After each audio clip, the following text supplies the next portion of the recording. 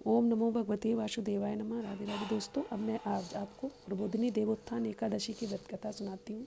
कार्तिक शुक्ल पक्ष की एकादशी को प्रबोधिनी एकादशी या देवोत्थान एकादशी कहते हैं। और कहते हैं कि इस दिन जो है भगवान विष्णु अपनी योग निद्रा से जाग जाते हैं और अपने कार्यभार को संभाल लेते हैं। तो दोस्तों सुनिए, ये एक प्रबोधिनी एकादशी की व्रत कथा।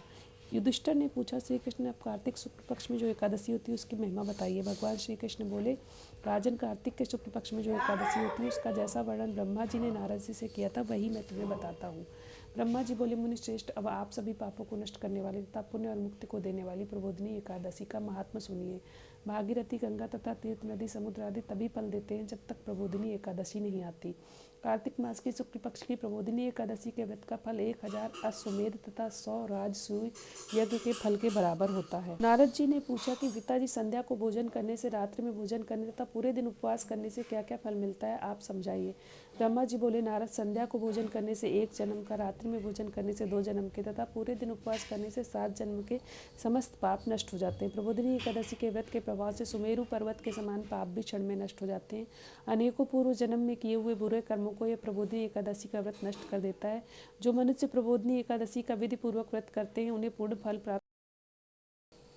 फल प्राप्त होता है। ये मनुष्य, जो मनुष्य श्रद्धापूर्वक थोड़ा सा भी पुण्य करते हैं उनका वह पुण्य पर्वत के समान अटल हो जाता है। जो मनुष्य हृदय के अंदर ही ऐसा ध्यान करते हैं कि प्रबोधिनी एकादशी का व्रत करूंगा, देव उठनी एकादशी का व्रत करूंगा, उनके 100 जन्म के समस्त पाप नष्ट हो जाते हैं। जो मनुष्य प्रबोधिनी एकादशी के दिन रात को जागरण करते हैं उनकी बीती हुई तथा आने वाली 10,000 पीढ़ियाँ विष्णु लोक में जाकर वास करती है और नरक में अनेक दुखों को भीगते हुए पितृ विष्णु लोक में जाकर सुख भोगते हैं। ब्रह्म हत्या आदि के पाप भी प्रबोधिनी एकादशी का व्रत करने से नष्ट हो जाते हैं। एकादशी के दिन रात को जागरण करने का फल अश्वमेध आदि यज्ञों के फल के से अधिक होता है। समस्त तीर्थों में जाने तथा गौ, स्वर्ण, भूमि आदि के दान करने से ज़्यादा फल कार्तिक मास की शुक्ल पक्ष की प्रबोधिनी एकादशी के रात जागरण के फल के बराबर होता है।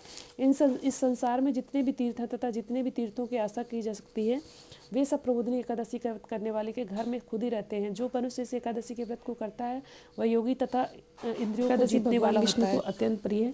इसके व्रत के प्रभाव से कायिक, वाचिक और मानसिक पाप नष्ट हो जाते हैं। इस एकादशी के दिन जो भगवान की प्राप्ति के लिए दान, तप, होम, यज्ञ आदि करते हैं उन्हें अक्षय पुण्य मिलता है। प्रबोधिनी एकादशी के दिन भगवान की पूजा करने से बाल, यौवन और वृद्धावस्था के समस्त पाप नष्ट हो जाते हैं। इस एकादशी की रात को जागरण करने का फल अक्षय मिलता है। चंद्र सूर्य ग्रहण के समय स्नान करने से फल से 1000 गुना अधिक होता है। नारद, तुमको भी विधि पूर्वक विष्णु भगवान की पूजा करनी चाहिए। जो मनुष्य कार्तिक मास में धर्म परायण होकर अन्य किसी व्यक्तियों का अन्न नहीं खाते उन्हें चंद्रायण व्रत का फल मिलता है। कार्तिक मास में भगवान दान आदि से इतने प्रसन्न नहीं होते जितने कि शास्त्रों की कथा सुनने से प्रसन्न होते हैं। कार्तिक मास में जो मनुष्य भगवान की कथा को थोड़ा बहुत पढ़ते या सुनते हैं उन्हें 100 गौ के दान का फल मिलता है। जो मनुष्य अपने कल्याण के लिए विष्णु भगवान की कथा सुनते हैं उन्हें 100 गौ के दान का फल मिलता है। मनुष्य अपने कल्याण के लिए जरूर इन ग्रंथों का या कथाओं का पाठ करना चाहिए। वे अपने कुटुंब का उद्धार करके 1000 गौ का दान का फल पाते हैं। जो मनुष्य प्रबोधिनी एकादशी के दिन विष्णु की कथा सुनते हैं उन्हें शातों दीप के दान का फल मिलता है। जो भगवान विष्णु की भक्तिपूर्वक कथा सुनते हैं और कथा बाँचने वाले ब्राह्मण को यथाचित पूजा करते हैं तथा उन्हें संतुष्ट करते हैं वे उत्तम लोक को जाते हैं। नारद जी बोले, हे ब्रह्मा जी, अब आप एकादशी के व्रत का विधान कहिए। व्रत करने से कौन सा पुण्य फलता है, ये मिलता है, ये भी समझाइए। ब्रह्मा जी बोले, नारद, इस एकादशी के दिन मनुष्य को ब्रह्म मुहूर्त में उठना चाहिए। नदी, तालाब, कुआं आदि पर स्नान करके व्रत का नियम ग्रहण करना चाहिए। उस समय भगवान से विनय करनी चाहिए कि हे भगवान, आज मैं निराहार रहूंगा और दूसरे दिन भोजन करूंगा, इसलिए आप मेरी रक्षा करें। इस प्रकार विनय करके भगवान की पूजा करनी चाहिए। उस रात्रि को भगवान के समीप गीत, नृत्य, बाजे तथा कथा आदि करनी चाहिए और इस तरह से रात व्यतीत करनी चाहिए। प्रबोधिनी एकादशी के दिन कृपणता को त्याग कर बहुत से पुष्प, फल, अगरबत्ती, धूप आदि से भगवान की आराधना करनी चाहिए।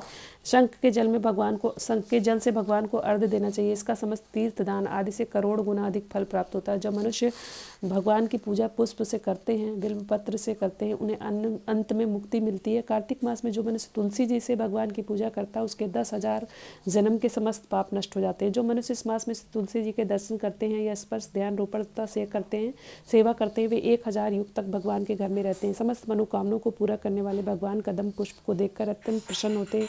यदि उनकी कदम के पुष्प से पूजा की जाए तो मनुष्य यमराज के दुख को नहीं पाते हैं।